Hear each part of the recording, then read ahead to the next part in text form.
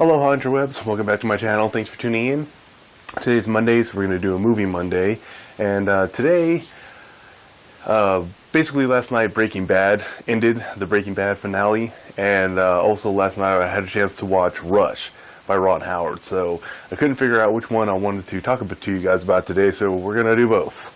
Which is a movie Monday first, double feature. Yay! Let's talk about Breaking Bad first. I have been a fan of the show for a while. I really actually probably didn't start watching until season 3, but luckily Netflix, thanks to Netflix, I was able to binge watch the whole thing, get caught up to season 4. Season 5 had just come out on Netflix, so I got caught up on that, and then basically the other second half of season 5, season 6 started, and that was last night, and it came to the finale, and it ended. So, why don't you guys take a peek at that trailer real quick, and we'll talk about it. Secret, please. Look what they gave me. Do you need anything? I really need a break here. What's the matter, Shredder? Say something that isn't complete bullshit. Alrighty, ladies and gentlemen, there you go. There it was, Breaking Bad. I don't know why I like this show. I like Weeds too. They're not heroes, you know they're criminals, you know they're doing criminal activities, but at the same time you view them as the heroes, so you root for them, which is weird because you're rooting for the bad guy. But I really dig this show, and one of the reasons that I kind of like it and I kind of don't like it is because you find these characters and they get themselves into these situations, and you're just like, how do you even get there? How do normal people even get into that situation? Much less get out. And how do you get out of a situation like that? And I'm not a drug lord, and I don't know any drug lords that I know of that are doing this kind of, I'm a big time drug dealer. This is what I do, and I'm getting away with it for a little while. I'm being chased by the cops and other drug dealers, and I just don't know what that life looks like. So it seems to me like there's a lot of situations that they get into are just so outlandish. Like, how can you even get yourself into that position? But maybe that happens to drug dealers all the time. I don't know. I'm not a drug dealer. Maybe the person whose life is dealt and living is made in an illegal realm, maybe that actually happens. Maybe things just get so crazy on a regular basis that other drug dealers just watch the show and go, that's my Tuesday. But I just can't see how it happens. But the show, it's entertaining to watch these crazy things happen to these characters, and then how are they going to get out. So I've just been a real big fan of the show.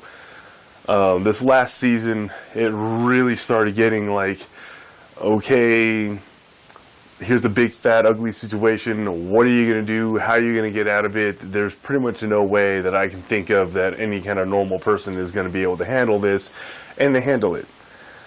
So I think it's a really cool show. It was entertaining. It was fun to watch, and the finale, it was just that. It was a good finale. It actually did what a lot of shows don't when they come to an end, and especially the ones that know they're going to come to an end. They actually ended it. It had a nice wrapped up with a pretty pink bow on the top. Maybe it didn't end the way that some people would have wanted it to, with everybody having a happy ending. But in a show like this, you really can't have a happy ending for everyone. But it tied up a lot of loose ends. It ended a lot of things nicely, and I like it when things come to a close. There's closure in the show. So now that the show is over, it ended, and there's closure. So now I can move on as an audience member. I'm like, okay, that was a cool show. Maybe I'll watch it again, binge watch it again later on in life. But, as a fan, I can let it go because it ended nice and neat. There weren't questions. It's not lost. With the end of that show, you're like, what the hell did I just spend the last 3-4 years of my life watching this this show for? But it ended everything nice and neat, as neatly as you can end something like this. And I enjoyed watching it. So if you've never seen Breaking Bad, go watch it. It's just a good time. I mean, it is you rooting for the bad guy, but if you can get over that part of it, it's just a cool show. The second thing I wanted to talk to you guys about today is the movie Rush by Ron Howard, which is, I didn't think I was going to be too excited about seeing it. I heard about it. I saw some things about it. I follow Ron Howard on Twitter, and he posted some pictures of the London premiere, and that was cool, but I actually ended up liking it a whole lot more than I thought I was going to. Check out this trailer. James can be a loose cannon, but in terms of raw talent, there is no better driver in the world. Why don't they make it safer? Risk of death turns people on. There you go, ladies and gentlemen. And even that didn't really do it that much justice, but it was actually a really cool movie. It's a Ron Howard film, so I had that going for it. And it's got Thor in it, so I had that going for it. Because I like Ron Howard, and I like Thor. But the thing that I found strange about this movie, kind of leading up to its release, is that I never really heard any press about it from Ron Howard or from Thor.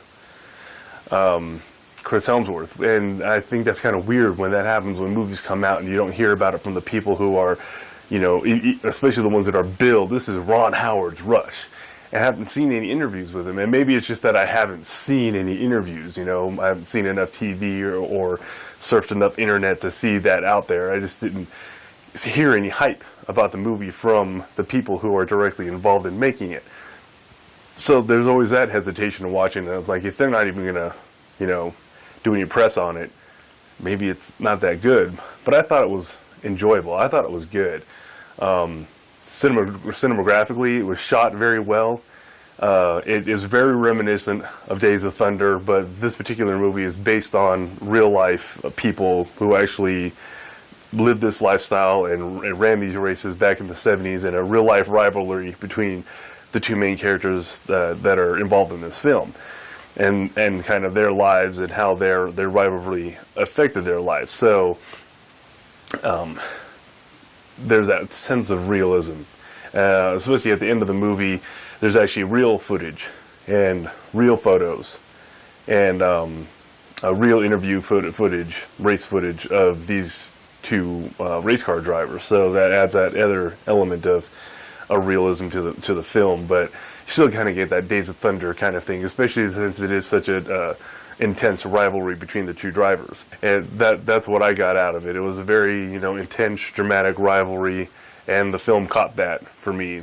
How these two characters, you know, it didn't only affect their race life, but their life outside of racing. So I thought it was a pretty cool. I thought it was a pretty cool movie. I think you guys should check it out. Overall, a pretty successful Sunday of TV and movie watching for me. So Breaking Bad, you guys should check it out, even though it's over now, but you know, in its entirety up till this last half of season 5 is on Netflix. You know, check it out if you have the means to. It was an awesome show. And if you're looking for a movie to get out there and see, for me, Rush was a pretty good. For me, it was a sleeper. You know, it's the commercials say it's the best movie of the year or any year.